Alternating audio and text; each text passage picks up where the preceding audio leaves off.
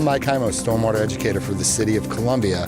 And just like any other time of the year, the winter is also a time to think about our local creeks and streams and the effects we have on our local watersheds.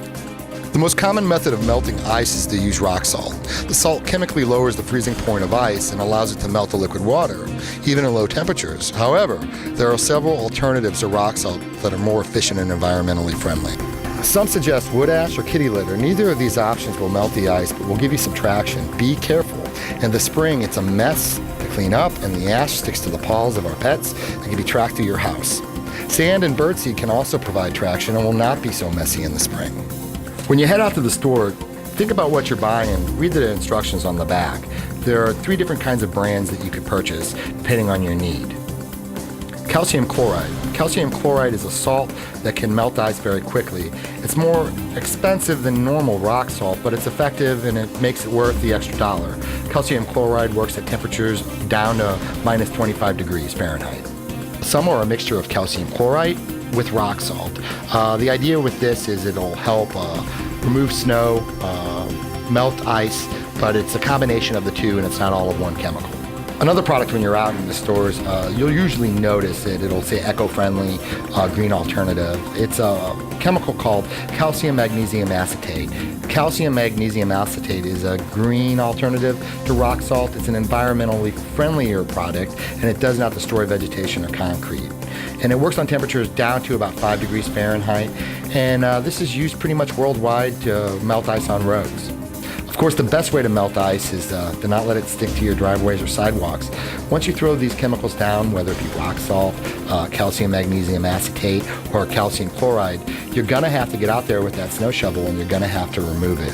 Remember, everything that we throw down on our ground, everything we throw on the sidewalk, everything we throw into the streets, everything that we throw in our driveway eventually will melt, and that will lead to our local waterways. It's very important to be smart, read the instructions on the back of the product, and you'll be surprised, a little goes a long way. One of the easiest things I do around my house, and one of the things that I think is the best way to clear our driveways and our sidewalks, is I use a push broom. Lots of times the snow that falls really isn't a wet snow, it's more of a dry snow, and it's just easier to brush off. Here are some common myths and facts about snow and ice removal.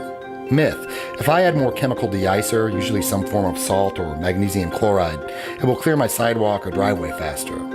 Fact: adding more deicer than recommended will not work faster. It will just cost you more money. The chemical can only work as fast as the temperature and conditions will allow. Read the directions and save a buck.